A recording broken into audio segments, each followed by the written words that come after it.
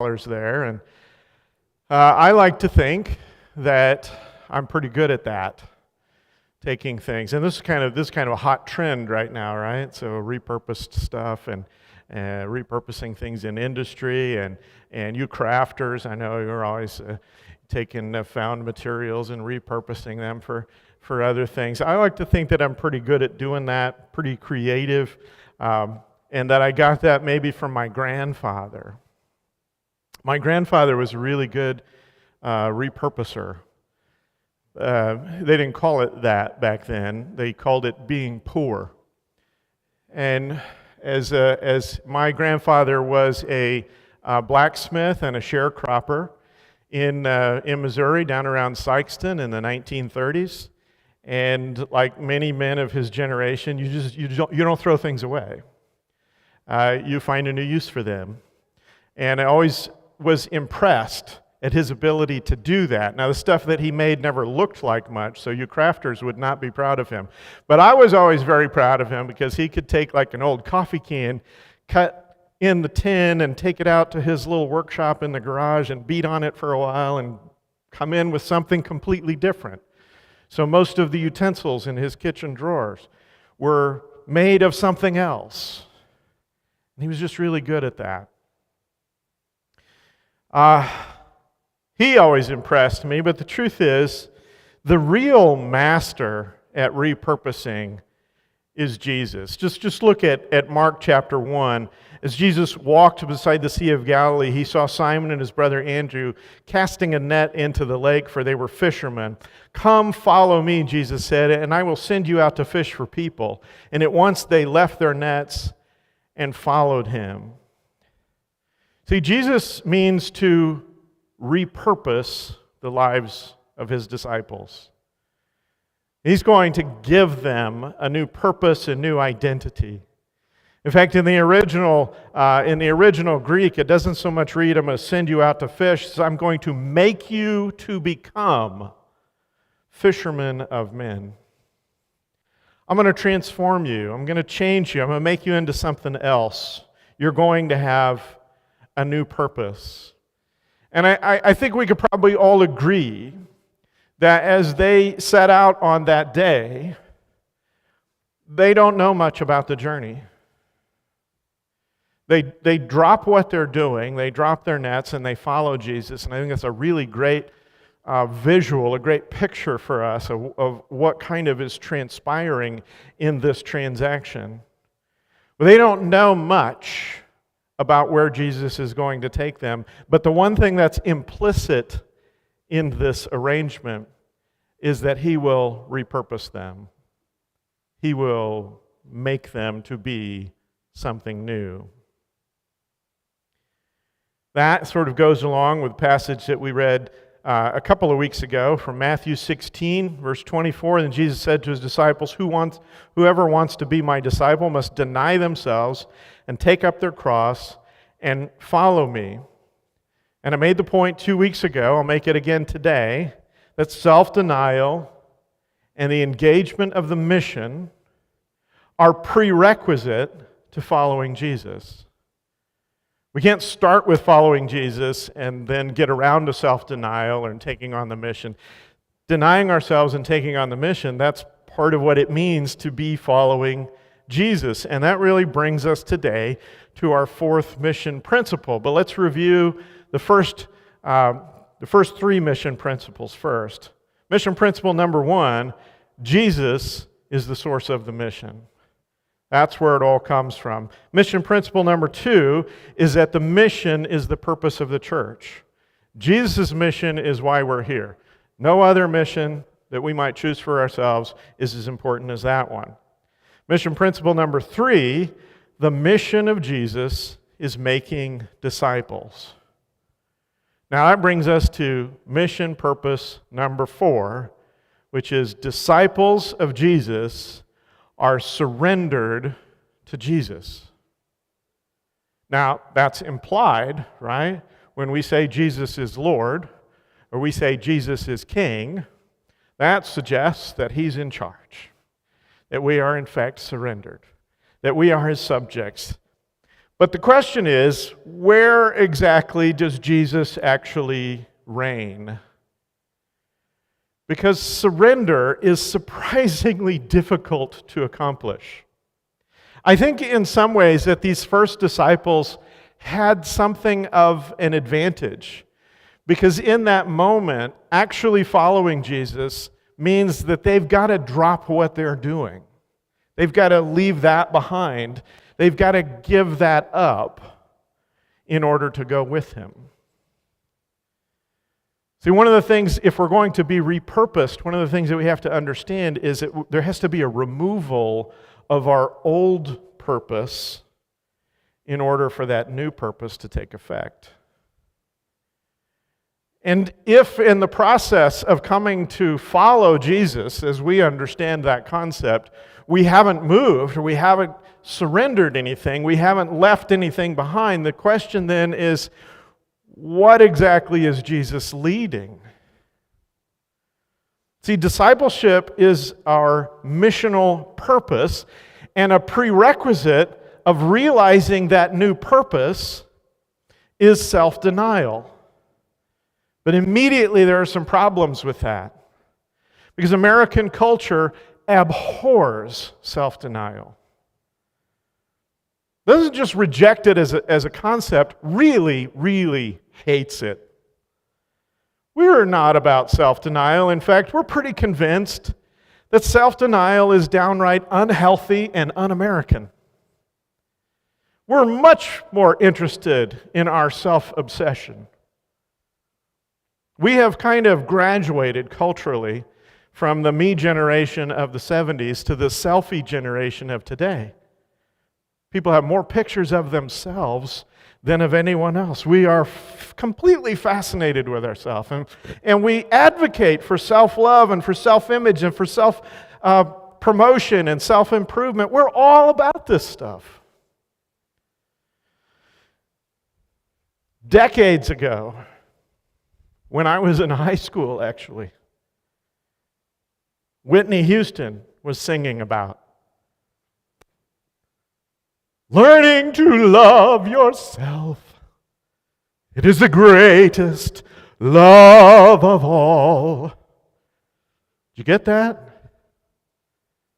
Not loving God, not loving others. No, the greatest love that you can participate in is loving yourself.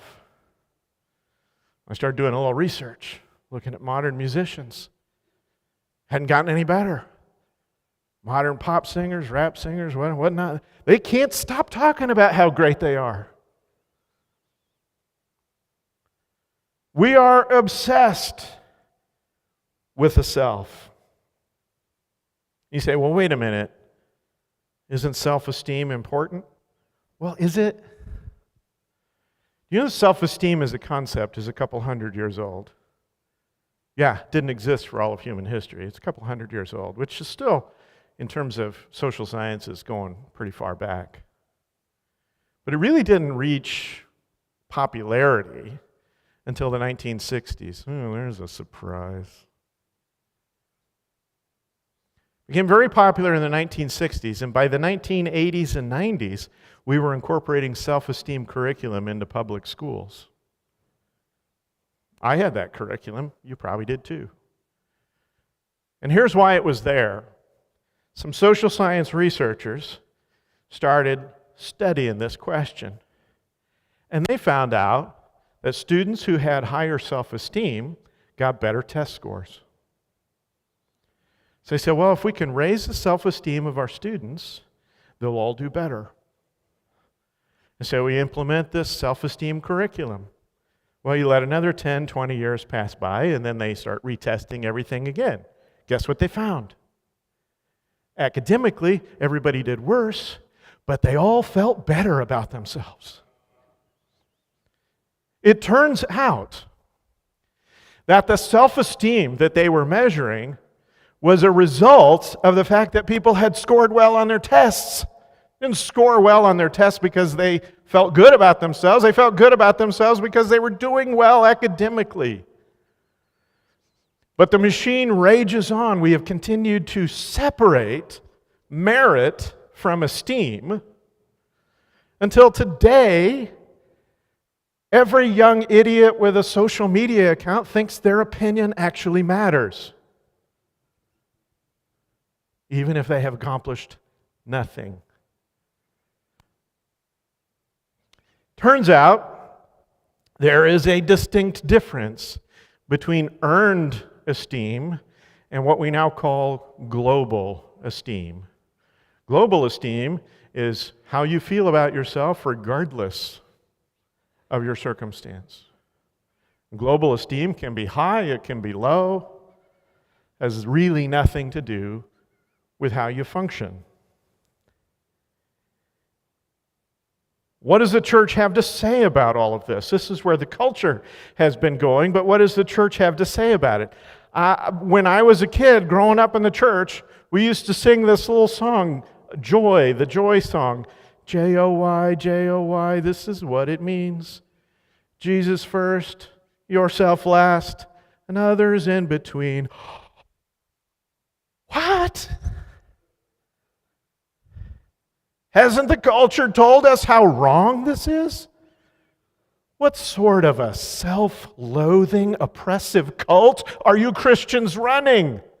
Putting yourself last, Jesus first, and others before yourself? That can't work, can it? Well, Matthew 22, here's what Jesus says. Teacher, which is the greatest commandment in the law? Jesus replied, love the Lord your God with all your heart, all your soul, and with all your mind. This is the first and greatest commandment. And the second is like it. Love your neighbor as yourself. All the law and the prophets hang on these two commandments. There it is. Self-denial in a nutshell. Love God, love others. But this message has not been culturally approved. And so, the American church has tried to moderate self-denial. Turns out, culturally speaking, I surrender all is no longer a culturally marketable message. And so we've just changed it. Now it's, I surrender some. Some to thee, my precious Jesus. On Sundays, between 10 and 11:05. On the weeks when I'm not working, playing, or sleeping, I surrender some. Is that harsh? Let me ask you, what is the actual evidence of our self-denial? What's the evidence that we actually live for Jesus? I always thought Jesus' message was love God and love others. But apparently that's not right, because since the 80s, I've been hearing in the church that the message, when Jesus says, love your neighbor as yourself, what we're supposed to take away from that is that you need to love yourself. That you have to love yourself before you can love others. That's the takeaway from Jesus' words. Can I just tell you, this doesn't even make logical sense. I know it sounds good. What are we saying? If you don't feel good about yourself, you have no compassion or empathy for others, you're incapable of love. People who don't like themselves are actually the monsters of our culture? Or is the opposite true? People who love themselves too much tend to be the monsters of our culture, who are incapable of empathy, incapable of compassion. I want you to like yourself, but that's a different thing altogether, isn't it? Jesus says these words, he assumes everyone loves themselves, even if they don't like themselves. You have to love yourself first completely misses the point. So somehow, loving God and loving others becomes this message about loving me.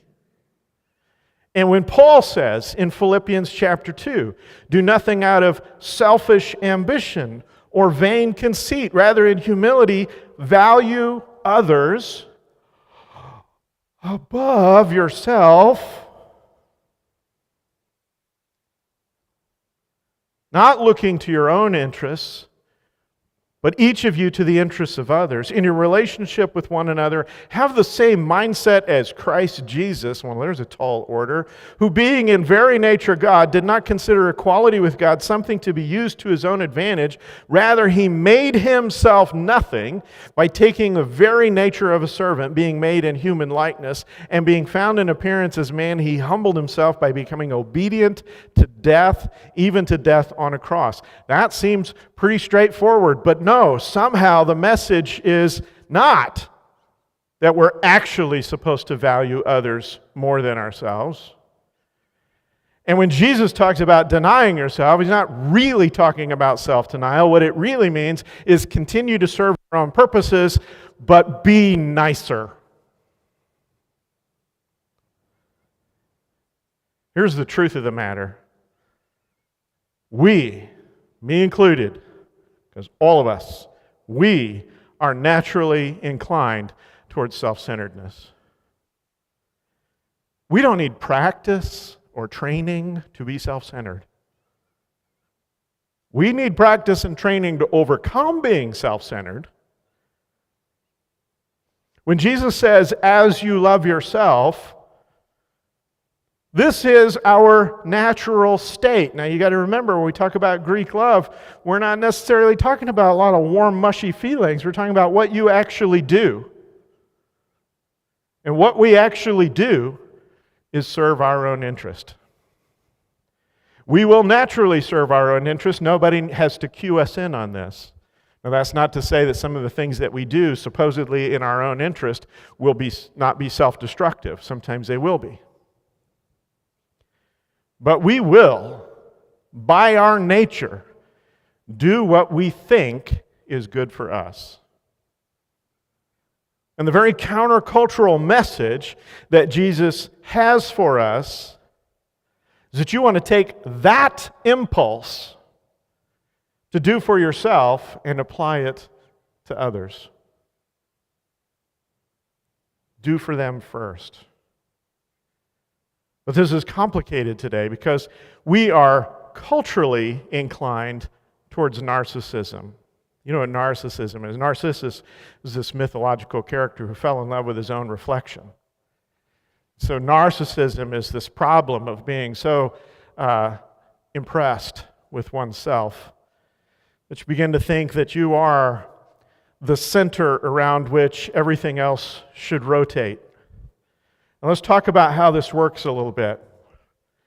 We all emerge from the womb self-centered. Right? We think that we are the center because all we know is what we're feeling and what we're experiencing. We all emerge from the womb completely focused on our own needs and expecting everybody else to revolve around us. But at that point, that's a survival mechanism. We all understand that. We adapt ourselves to the needs of an infant because that's all they're really capable of at that point. If, by grade school, we're still acting as if the world revolves around us, then we experience that child, in technical terms, as a brat. If you get to high school and you think that the world revolves around you, well, we've sort of learned to expect this. But it's still ugly. Our assumption traditionally has been that when they step into the real world, they'll get a different kind of education that will educate this out of them. I'm not sure that's true anymore. If you somehow manage to reach into adulthood and you are still thinking and acting as if you are the center of the universe, that's just grotesque. That's narcissism.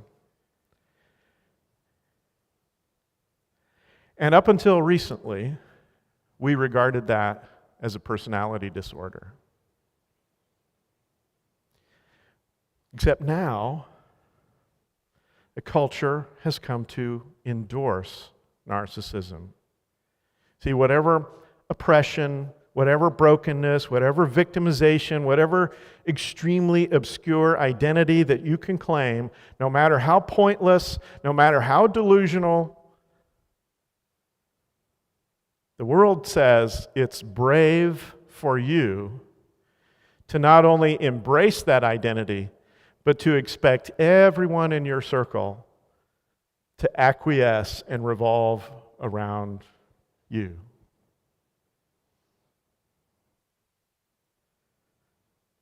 The scary thing is that we've brought our narcissism to church.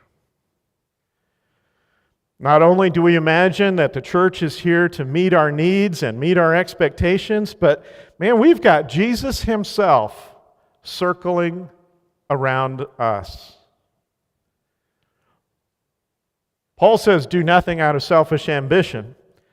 We've got this different gospel that says not only can we do things out of selfish ambition, but Jesus will be the head supporter and cheerleader of our selfish ambition. We have tried to craft a discipleship without any self-denial, such that my life, my time, my avocation, my money, none of this belongs to Jesus. It all belongs to me. But I'm such a nice person that I give him bits of it from time to time. We haven't received a new purpose. In so many ways, we're still serving the old purpose. We just think Jesus is our wingman. And without self-denial, we cannot realize our true purpose. Without self-denial, inevitably, our real purpose, when you strip everything else away, our real purpose is self-indulgence. And self-indulgence is a vampire of a purpose. It leaves the person who's holding it as the walking dead. But not only that, they drain the life out of everyone and everything around them. Our friends, our families, our spouses, even our churches. And I got some hard news for you. Most people never actually grow out of their self-centeredness. Most people just learn to hide it better. We cannot be imitators of Christ while serving selfish ambition and self-indulgence. And so when we come to Christ, that is the brokenness that we surrender. But let's face it, all of us are kind of loath to give it up.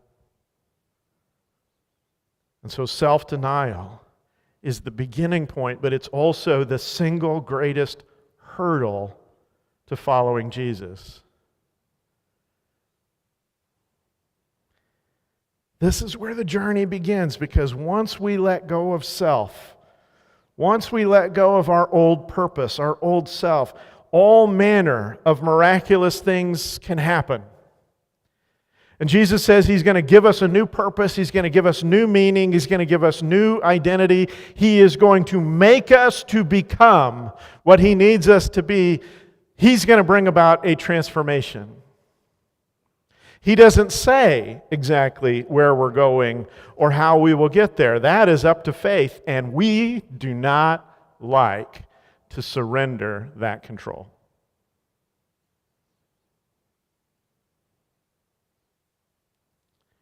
And so rather than trailing Jesus, we would like the universe to continue to revolve around us, and we would like Jesus to come into the mix and revolve with them.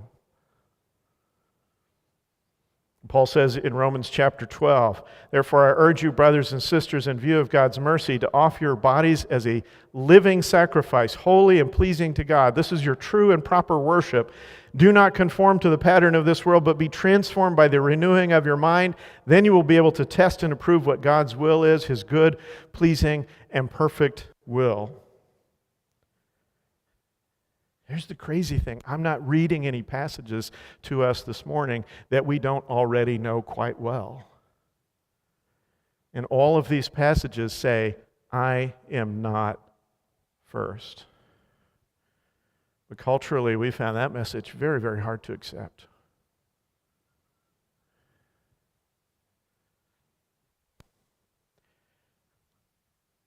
Our life, our self, is the first thing that needs to go on the altar. There is no surrender without sacrifice. And this is the very first one we make. And the funny thing is this, is we really surrender the purpose of self-love and self-care. Turn it over to God. Learn to love God. Learn to love Jesus. Learn to love others. This remarkable things happen. We actually really begin to like the person that Jesus is making us to become. See, we've been doing self-esteem backward. We'll make everybody feel good about themselves, and then they'll do the right thing. No, actually, it's just the opposite. You do the right thing, you'll like yourself more. James says as much in James 4:10. He says, humble yourselves before the Lord, and He will lift you up. Not me. Not my job to take care of my self-esteem. It's not my job to make sure that I'm comfortable. It's not my job to make sure I get enough rest. I humble myself to God, and He will provide. He will lift us up. And so I leave you this morning with some questions I think that we need to be asking as we try to figure out what this journey looks like for us as individuals and as a church moving forward from here. And the first question is this: what are the parts of your life that you are more qualified than Jesus to manage? Is it your time, your work, your money, your family? Does Jesus need us to manage the church for Him because He can't handle it?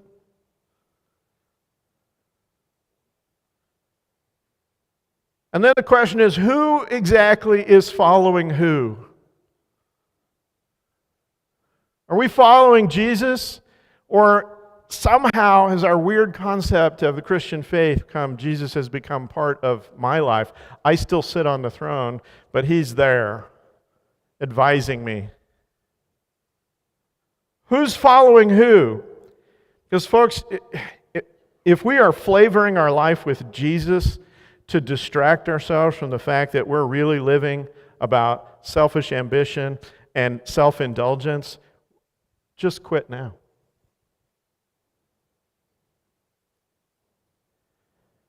Whose purpose is giving your life meaning? Where does that purpose come from? You live for something in this world?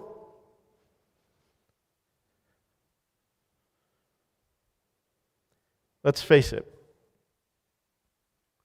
Christ offers us a higher purpose. We've got to examine this life. Look at what we do with ourselves. Look at how we spend our time, our resources, how we engage others, how we function as a church, and we got to determine, is all of that serving His purpose or mine? And then the question is your purpose temporary or eternal?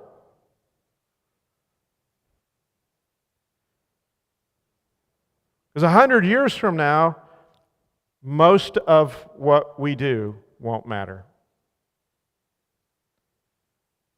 There's a good chunk of what we do that probably won't matter next year. The question is, what matters forever? Oh, we choose some good purposes sometimes. I'm not disputing that. Sometimes we do good things with our life. We invest in our families. We invest in other people. We love on them. But if that ends when we die or when they die, it's not an eternal purpose. We need to serve purposes that will exist into the new kingdom. And finally, is a question that we ask our kids at Honor Club. Are you a fountain or are you a drain? Are you adding something or are you always taking away? As we embrace the future of this congregation, are you a source of life?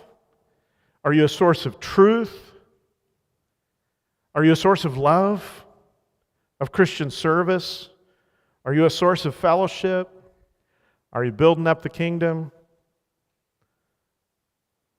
Or are you just a drain? Are you just a vampire, serving your own purposes and sucking the life out of things? We have a choice all the time. In every interaction, we have a choice. We can honor God, we can honor each other, we can be life givers, we can be truth speakers, we can be kingdom builders. Or we can serve a different agenda, and it won't get us anywhere. I want to challenge you this morning to embrace self-denial as the way that Jesus is going to use to make yourself all that you desire it to be. Let's stand.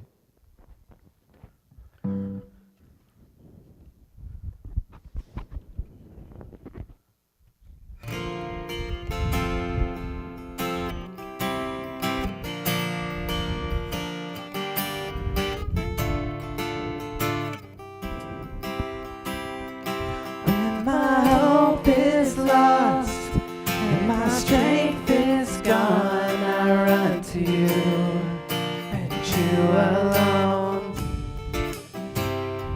When I can't get up and I can't go on, I run to you and you alone.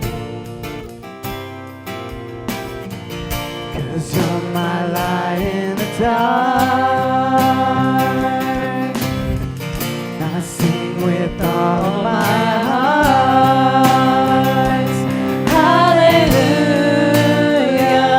my almighty God divine. Hallelujah, I am yours and you are mine. This is all I know I will say. Hallelujah, hallelujah, you're my everything.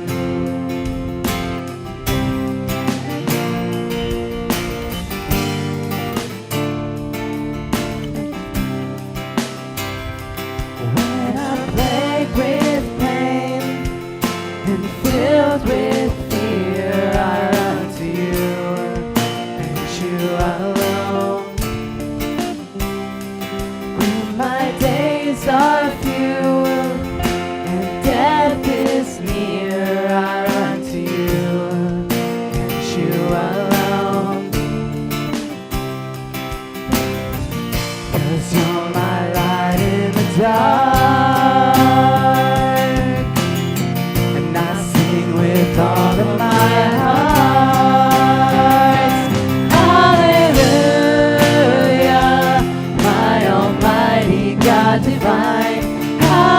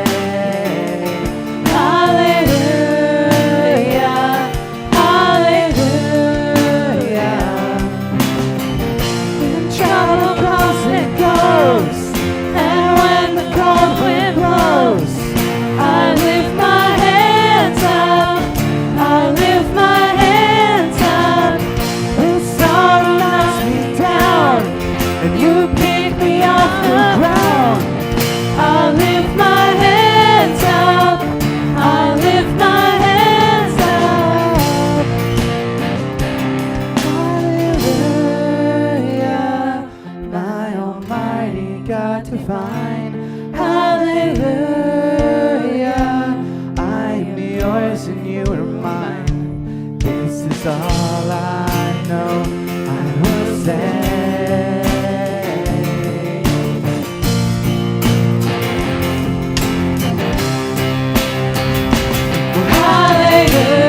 Hallelujah, by the grace of God above.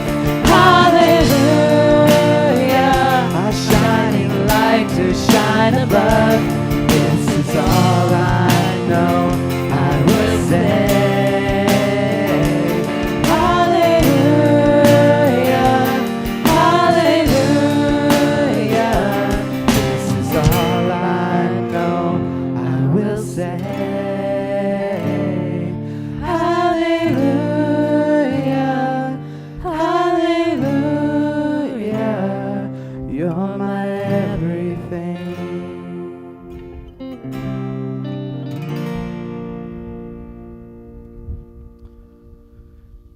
And join us as we go into our time of communion.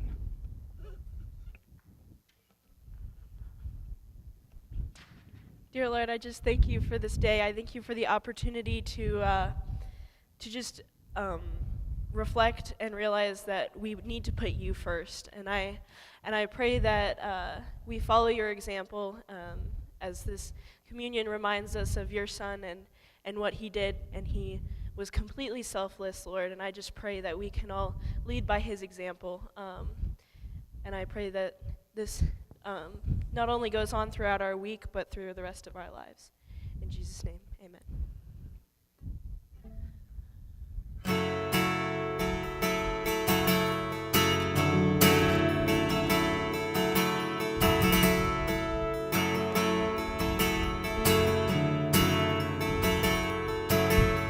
It's crowded in worship today. She slips in, trying to fade among the faces. The girls screaming, laughter is carried farther than they know, farther than they know. But if we are the body, why aren't his arms reaching? Why aren't his hands healing? Why aren't his words teaching? And if we are the body, why aren't his feet going? Why is his love not showing them there is a way? There is a way.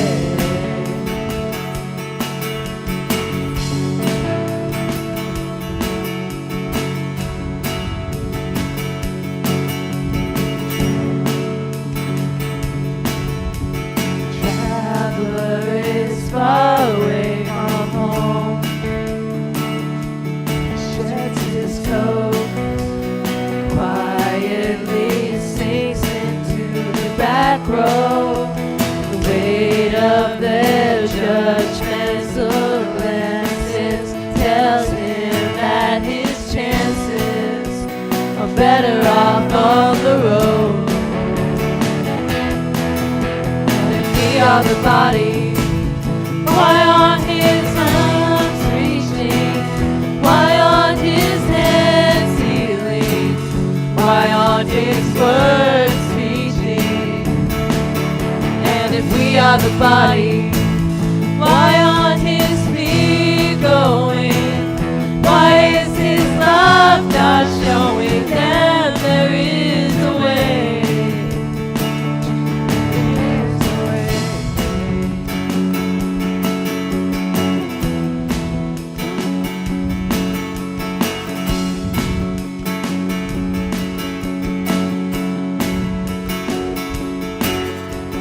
Jesus paid much too high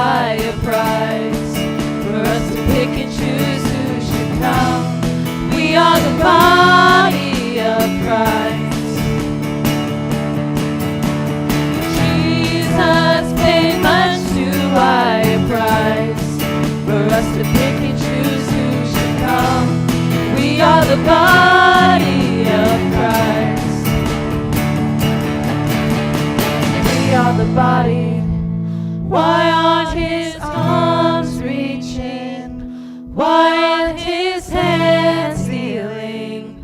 Why aren't his words teaching? And if we are the body, why aren't his feet going? Why is his love not showing them there is a way? And if we are the body, why aren't his arms reaching? Why aren't his hands healing? Why aren't his words teaching? And if we are the body, why aren't his feet going? Why is his love not showing them there is a way? Jesus is the way.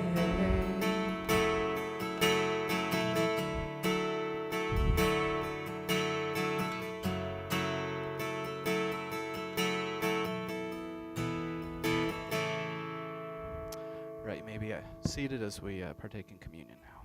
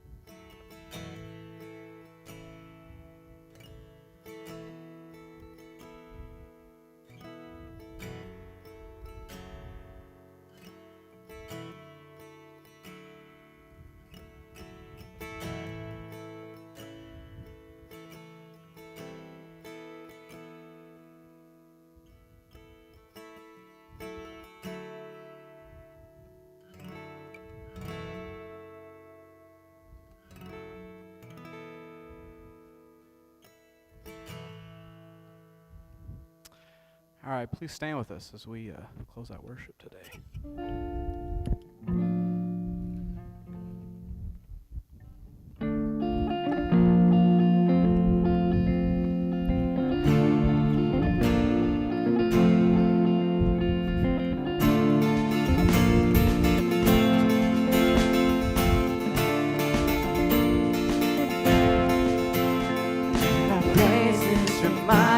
The darkness of how great and how mighty our God is. For the battle belongs to the Lord and no one else. We are standing in holy defiance. We're declaring aloud in the silence that the battle belongs to the Lord and no one else. Hallelujah, for all hell to hear. Shout out Hosanna above every fear.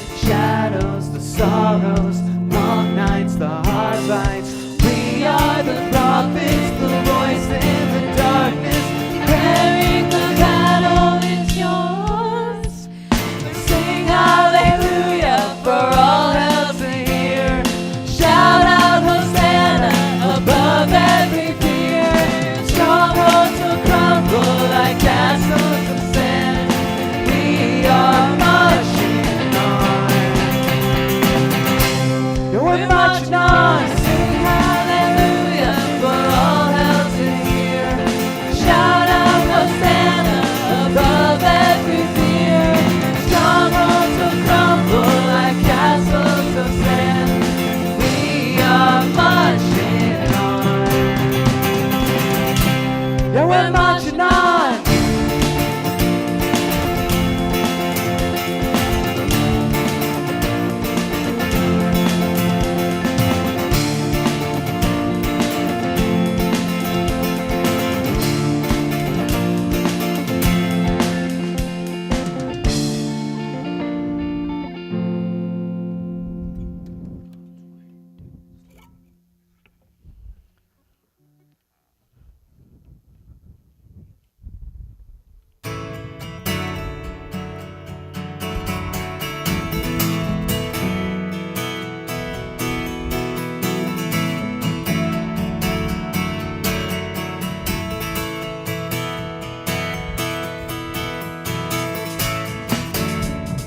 Back to the start,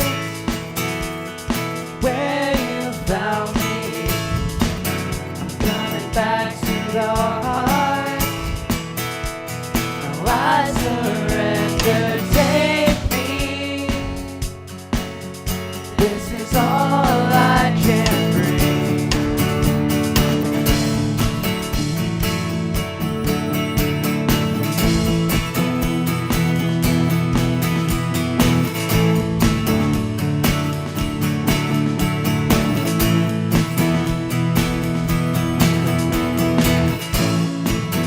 Coming back to the start. Our God is freedom. And here we feel your heart. Your heart beats for us. Take me. This is all I can bring. Never stop loving us. No matter how far we run. You never give up on us. All the heaven shouts, let the future begin.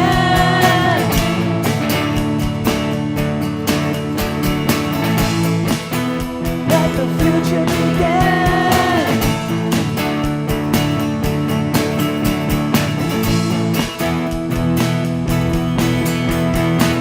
I feel alive, I come alive, I am alive, on God's great dance floor. I feel alive, I come alive, I am alive, on God's great dance floor.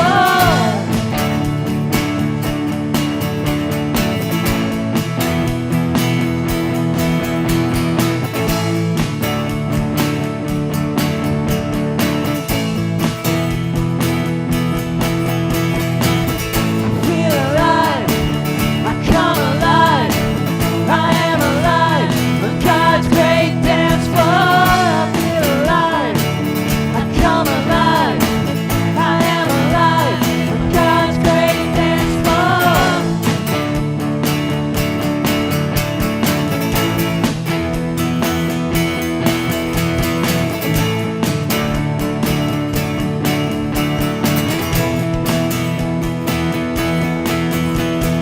Never stop loving us, no matter how far we run. You never give up on us. All the heaven shouts, let the future begin.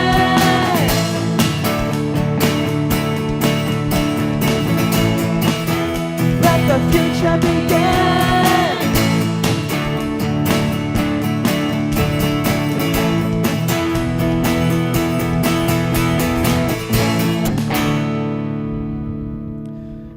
Dear God, we thank you so much for who you are. We got in so much of the time I look in the mirror at myself, I do not measure. And God, we know that that's part of humanity, that's part of being alive, that's part of being in this broken, fallen, sinful world. But God, you have given us instruction on how to live better, God. We have to take you up on that. We've got to be able to try it and test and prove that you are who you say you are to us. God, that your way is better than ours, that for us to accomplish your mission, the one that you have given to every Christian, every person that claims to be a follower of you, God, that we in all ways have to put ourselves to death. that we have to deny self for you. God, each one of us today, that's a message that's true for. Some more than others, some are farther along that journey. But God, I know in myself, as I hear those words, that I know that there are things that I have to change. I know there are ways that I can be more, and that I need to rely on you to give me the strength and the health and the stability and the stamina to do those things for you. God, I pray that this isn't a message that brings despair or frustration, God, but it's a message that brings a challenge to us in very special ways. God, you have great plans for this church and these people. God, I pray as we go from this place that you will empower us, that you will give us strength and courage and bravery to live opposite the way the world wants us to. God, we love you and ask these things in your amazing Son's name. Amen. You are awesome. Have a fantastic week.